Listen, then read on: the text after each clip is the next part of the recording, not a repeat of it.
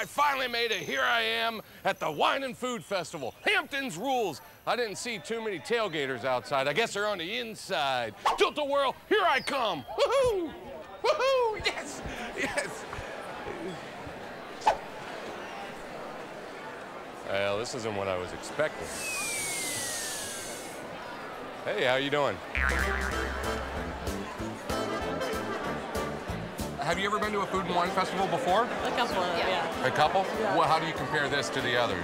Well, this one's very regional. It's a great way to learn about the Long Island restaurants. Has anything stuck out so far? I know you just got here. Well, we were just talking about that. We've kind of been skipping around. A little sipping chocolate, a little wine, a little martini, a little gazpacho. Were you upset that there weren't any carnival rides? I really wanted a pony, like something. Oh, a pony ride. That would have been nice.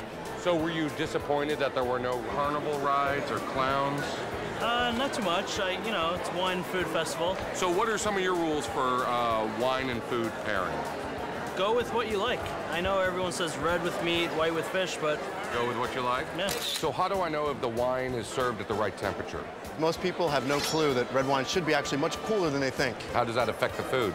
All you're going to taste when a wine crosses 65 degrees and higher is off balance, unrefreshing, bitter, and hot. When you grab a bottle of wine, when it's served to you, you know, when they bring out the baby, the cradle like that, and the towel, grab it by the neck and just touch the bottle of red wine. If it feels warm, you know that bottle was probably behind the bar with the refrigeration, or it was on the wall as artwork. In New York, where we have no room for storage, they're usually put on the walls. That means it's hot. So either A, bring me a cooler bottle if you have it, or B, bring an ice bucket with water right away. What kind of wine would you pair with, let's say, a 6'2" Ukrainian? I think I could pair anything with that. Nice. I wish I was Ukrainian. Have some more wine. Have some more wine.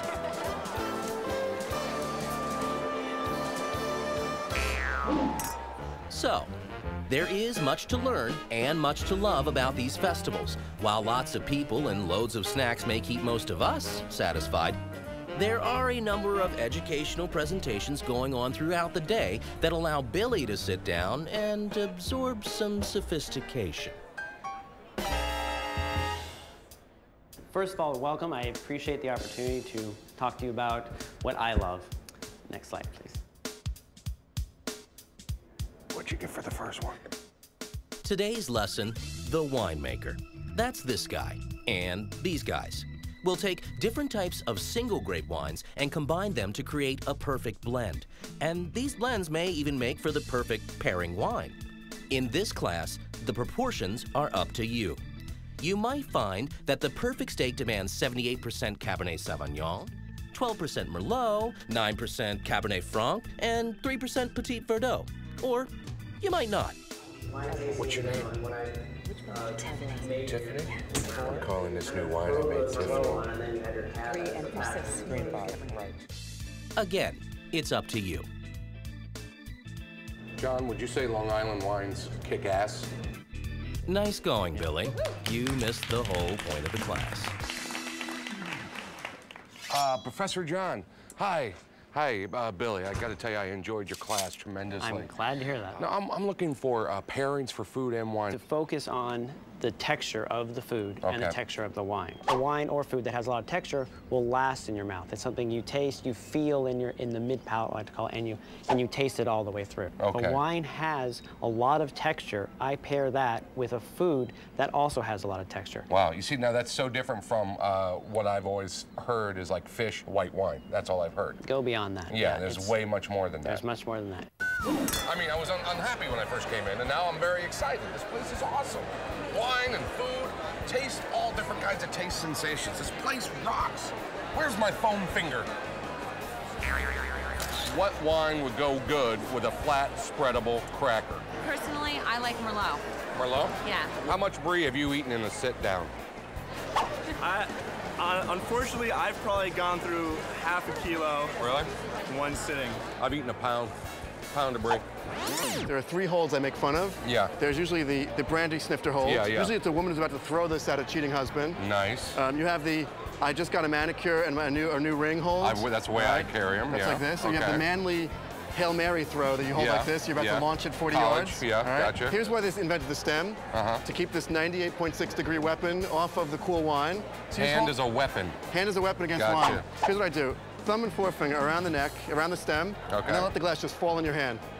Let it go. Let it go right in there, right? Oh, that's nice. No, let it touch the bowl. Loosen up your hands more. Oh. Do you feel the temperature now on your fingers? Yes, I do. Does it feel cooler than room temperature? Yes, it does. It's the right temperature. Wait, what is one of your favorite wine and food pairings? A nice red, either a Cabernet Franc or a Cabernet Sauvignon or Merlot with cheese. Very simple. You gotta be sharp. What did you just say?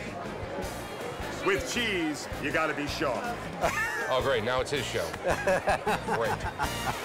You know what? I still think there's a competition here, and it's between the wine experts and the chefs. There hasn't been a rivalry like this since USC and Notre Dame, Ali and Frazier, Ritchie and Hilton. Let's go find out. Matt, would you call yourself a chef expert? Yes, sure. Okay. Wine expert? I mean, that's what people call me, but that just means that I like to drink a lot. Which is more important between wine and food?